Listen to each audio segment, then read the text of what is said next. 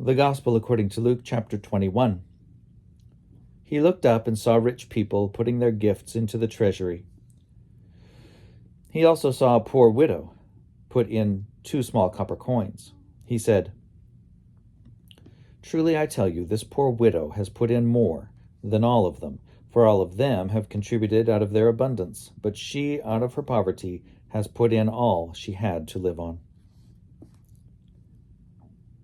When some were speaking about the temple, how it was adorned with beautiful stones and gifts dedicated to God, he said, "As for these things that you see, the days will come when not one stone will be left upon another.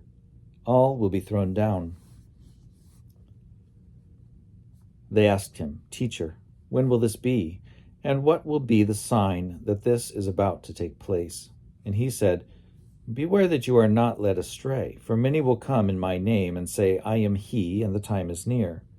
Do not go after them. When you hear of wars and insurrections, do not be terrified, for these things must take place first, but the end will not follow immediately." Then he said to them, "Nation will rise against nation, and kingdom against kingdom. There will be great earthquakes, and in various places famines and plagues, and there will be dreadful portents and great signs from heaven. But before all this occurs, they will arrest you and persecute you. They will hand you over to synagogues and prisons, and you will be brought before kings and governors because of my name. This will give you an opportunity to testify.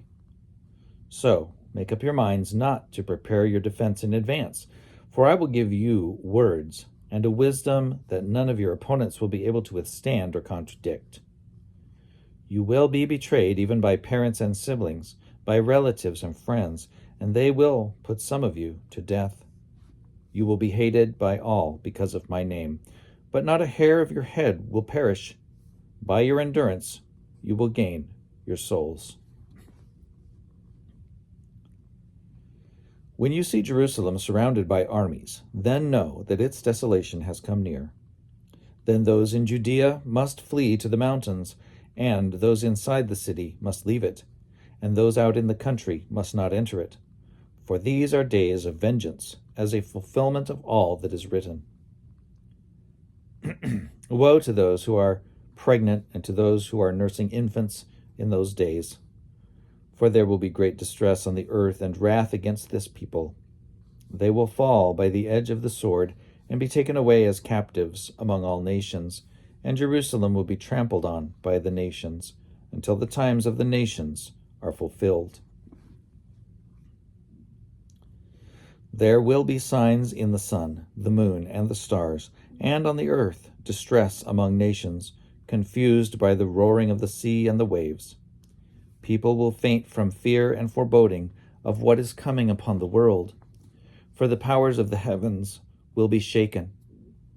Then they will see the Son of Man coming in a cloud, with power and great glory.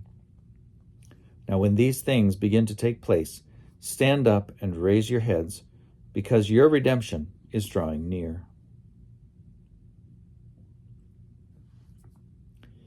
Then he told them a parable. Look at the fig tree and all the trees. As soon as they sprout leaves, you can see for yourselves and know that summer is already near.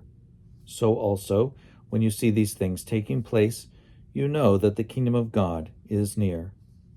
Truly I tell you, this generation will not pass away until all things have taken place. Heaven and earth will pass away, but my words will not pass away.